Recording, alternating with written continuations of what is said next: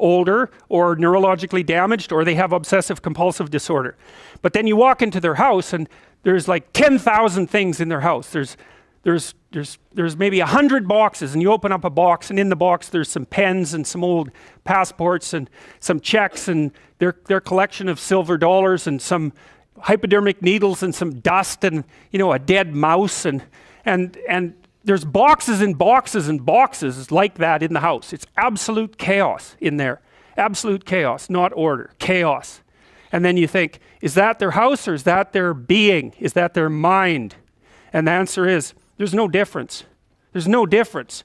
So, you know, I could say, well, if you want to organize your psyche, you could start by organizing your room. If that would be easier, because maybe you're a more concrete person and you need something concrete to do. So you go clean up under your bed, and you make your bed, and you organize the papers on your desk, and you think, well, just exactly what are you organizing? Are you organizing the objective world, or are you objecting your field, or are you organizing your field of being, like your field of total experience? And Jung believed that, and I think there's a Buddhist doctrine that's sort of nested in there, that at the highest level of psychological integration, there's no difference between you and what you experience.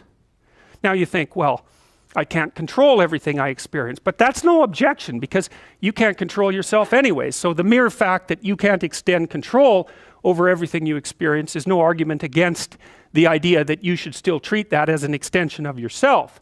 So you could say, well, let's say you have a long-standing feud with your brother.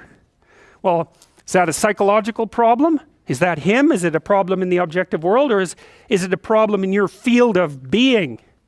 And it's very useful to think that way, because you might ask, what could you do to improve yourself? Well, let's step one step backwards. The first question might be, why should you even bother improving yourself? And I think the answer to that is something like, so you don't suffer any more stupidly than you have to. And maybe so others don't have to either. It's something like that. You know, like there's a real injunction at the bottom of it. It's not some casual self-help doctrine. It's that if you don't organize yourself properly, you'll pay for it, and in a big way, and so will the people around you. Now, and you could say, well, I don't care about that, but that's actually not true. You actually do care about that, because if you're in pain, you will care about it. And so you do care about it, even if it's just that negative way, you know. It's very rare that you can find someone who's in excruciating pain who would ever say, well, it would be no better if I was out of this. It's sort of, pain is one of those things that brings the idea that it would be better if it didn't exist along with it. It's incontrovertible. So you get your act together so that there isn't any more stupid pain around you than necessary. Well, so then the question might be, well, how would you go about getting your act together? And the answer to that, and this is a phenomenological idea too, it's something like, look around for something that bothers you and see if you can fix it.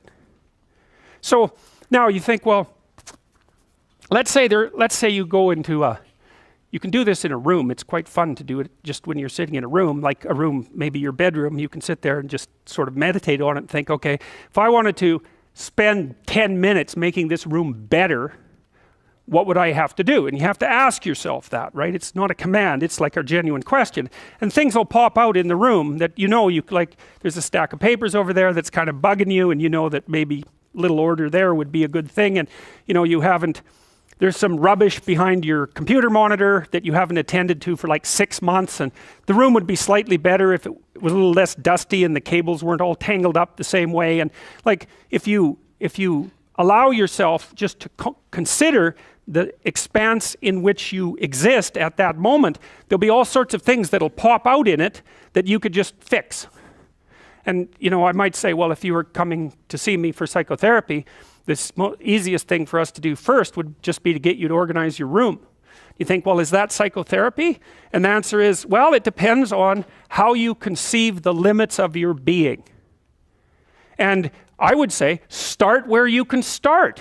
You know, if something announces itself to you, which is a strange way of thinking about it, as in need of repair, that you could repair, then hey, fix it. You fix 100 things like that, your life will be a lot different. Now, I often tell people too, fix the things you repeat every day, because people tend to think of those as trivial, right? You get up, you brush your teeth, you have your breakfast, you know, you have your routines that you go through every day. Well, those probably constitute 50% of your life. And people think, well, they're mundane, I don't need to pay attention to them. It's like, no, that's exactly wrong. The things you do every day, those are the most important things you do. Hands down. All you have to do is do the arithmetic. You figure it out right away. So 100 adjustments to your broader domain of being, and there's a lot less rubbish around and a lot fewer traps for you to step into. And so that's in keeping with Jung's idea about erasing once you've got your mind and your emotions together, and once you're acting that out, then you can extend what you're willing to consider yourself and start fixing up the things that are part of your broader extent. Now, sometimes you don't know how to do that. So you might say, imagine you're walking down Bloor Street and there's this guy who's like alcoholic and schizophrenic and has been on the streets for 10 years. He sort of stumbles towards you and, incoherently mutters something. That's a problem. And it would be good if you could fix it, but you haven't got a clue about how to fix that. You just walk around that and go find something that you could fix, because if you muck about in that, not only is it unlikely that you'll help that person, it's very likely that you'll get hurt yourself. So, just because while you're experiencing things announce themselves as in need of repair doesn't mean that it's you right then and there that should repair them. You have to have some humility. You don't walk up to a helicopter that isn't working and just start tinkering away with it. You have to stay within your domain of competence. But most of the time, if people look at their lives, it's a very interesting thing to do. I like the idea of the room, because you can do that at the drop of a hat. You go back to where you live and sit down and think, okay, I'm going to make this place better for half an hour. What should I do? And you have to ask, and things will just pop up like mad. And it's partly because your mind is a very strange thing. As soon as you give it a name, a genuine aim, it'll reconfigure the world in keeping with that aim. That's actually how you see to begin with. And so if you set it a task, especially, you have to be genuine about it, which is why you have to bring your thoughts and emotions together, and then you have to get them in your body so you're acting consistently. You have to be genuine about the aim, but once you aim, the world will reconfigure itself around that aim, which is very strange. And it's technically true. The best example of that, you have all seen this video where you watch the basketballs being tossed back and forth between members of the white team versus the black team, and while you're doing that, a gorilla walks up into the middle of the video and you don't see it. It's like, if you thought about that experiment for about 5 years, that would be about the right amount of time to spend thinking about it. Because what it shows you is that you see what you aim at. And that, man, if you can get one thing through your head as a consequence of even being in university, that would be a good one. You see what you aim at. And so because one inference you might draw from that is, be careful what you aim at, right?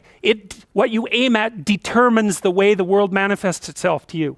And so if the world is manifesting itself in a very negative way, one thing to ask is, are you aiming at the right thing? Now, I'm not trying to reduce everybody's problems to an improper aim. People get cut off at the knees for all sorts of reasons. They get sick, they have accidents. There's a random element to being, that's for sure. And so you don't want to take anything, even that particular phrase, too far. You want to bind it with the fact that random things do happen to people, but it's still a great thing to ask.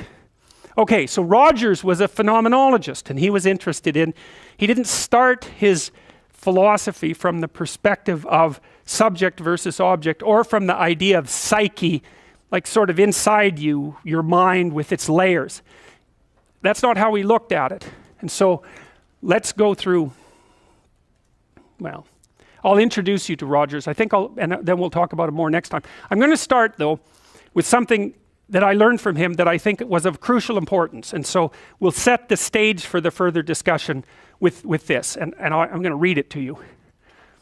Assuming a minimal mutual willingness to be in contact and to receive communications, we may say that the greater the communicated congruence of experience, awareness, and behavior on the part of one individual, the more the ensuing relationship will involve a tendency towards reciprocal communication with the same qualities, mutually accurate understanding of the communications, improved psychological adjustment and functioning in both parties, and mutual satisfaction in the relationship. It's quite a mouthful. What does it mean? Assuming a minimal mutual willingness to be in contact and to receive communications. Okay, we're having a conversation.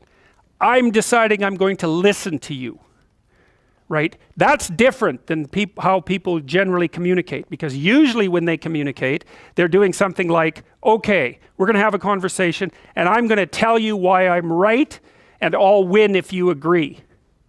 Or maybe you're having a conversation where, I don't know what you're trying to do. Maybe you're trying to impress the person you're talking to. So you're not listening to them at all. You're just thinking about what you're going to say next. Okay, so that's not this. This is, you might have something to tell me. And so I'm going to listen on the off chance that you'll tell me something that would really be useful for me to know. And so you could think about it as an extension of the Piagetian, Piaget talked about the fundamentally important element of knowledge being to describe how knowledge is sought, the process by which knowledge is generated. Well, if you agree with me and I find that out, I know nothing more than I knew before. I just know what I knew before. And maybe I'm happy about that because, it didn't get challenged. But I'm no smarter than I was before. But maybe you're different than me, and so while I'm listening to you, you'll tell me something I don't like. Maybe it's something I find contemptible or difficult, whatever. Maybe you'll tell me something I don't know, and then I won't be quite as stupid. And then maybe I won't run painfully into quite as many things. And that's a really useful thing to know, especially if you live with someone and you're trying to make long-term peace with them, is they're not the same as you. And their way they look at the world and the facts that they pull out of the world aren't the same as your facts. And even though you're going to be overwhelmed with the proclivity to demonstrate that you're right, it is the case that two brains are better than one. And so maybe 9 of the 10 things they tell you are dispensable, or maybe even 49 out of 50, but one thing, all you need to get out of the damn conversation is one thing you don't know. And one of the things that's very cool about a good psychotherapeutic session is that the whole conversation is like that. All you're doing is trying to express the truth of the situation as clearly as possible. That's it.